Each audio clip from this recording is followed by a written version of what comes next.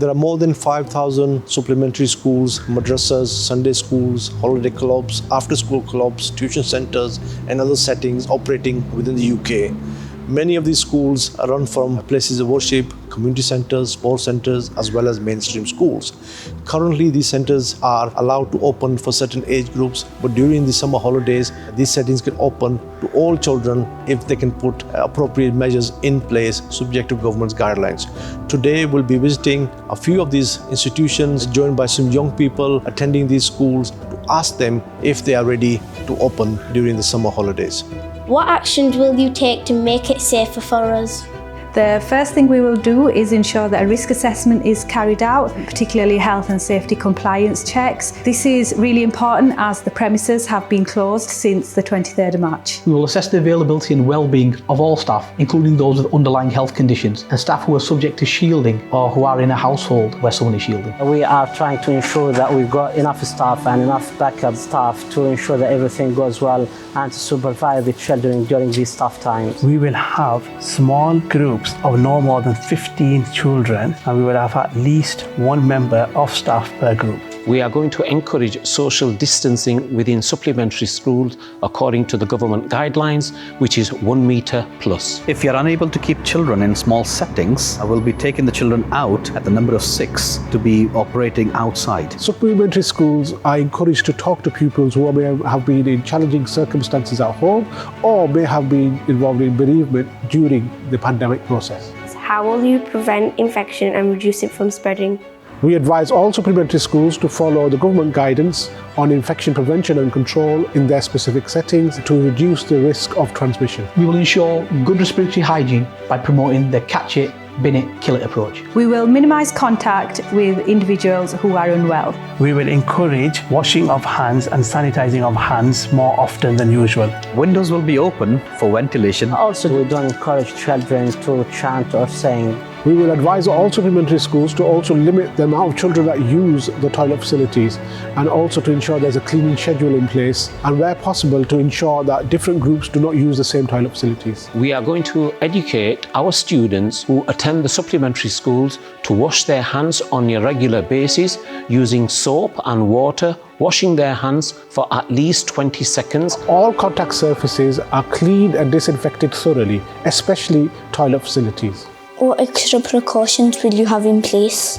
Supplementary schools need to ensure that they at least have one qualified first aider at all times. All staff, whether they are permanent or temporary, have an enhanced DBS check done. They also need to ensure that they have a designated safeguarding lead. Supplementary schools need to ensure that they can employ a caretaker and cleaning staff who open and close the building and clean it at appropriate times. All staff and volunteers are provided with adequate PPE where it is not possible to maintain a 2-metre distance.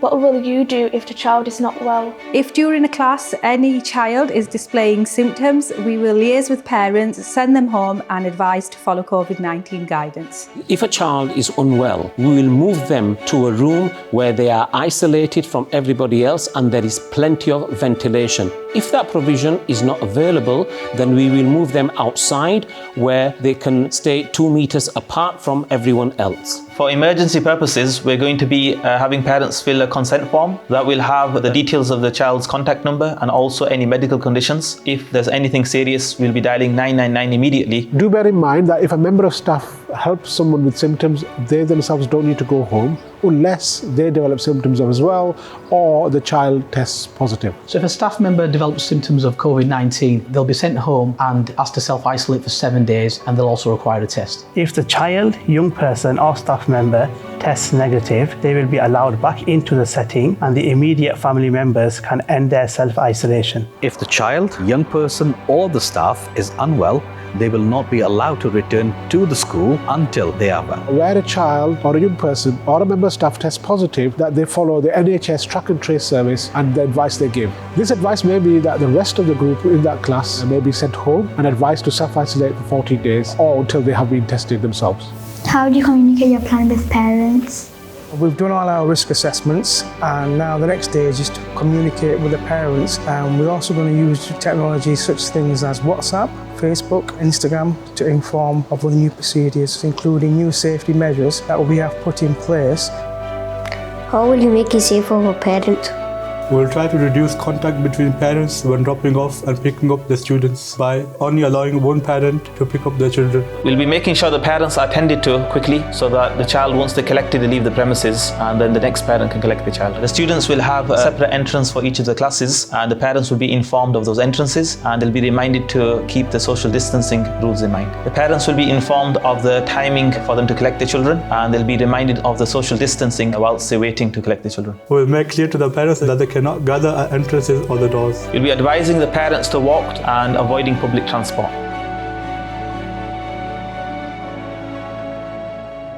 My question is, how will you deal with child protection issues? The coronavirus outbreak will have caused many well-being and mental health issues for young people. They may be at increased risk of harm or abuse. Institutions will need to look out for various signs of abuse. The first one being physical abuse. This will include things like burns, scalding, cuts and bruises.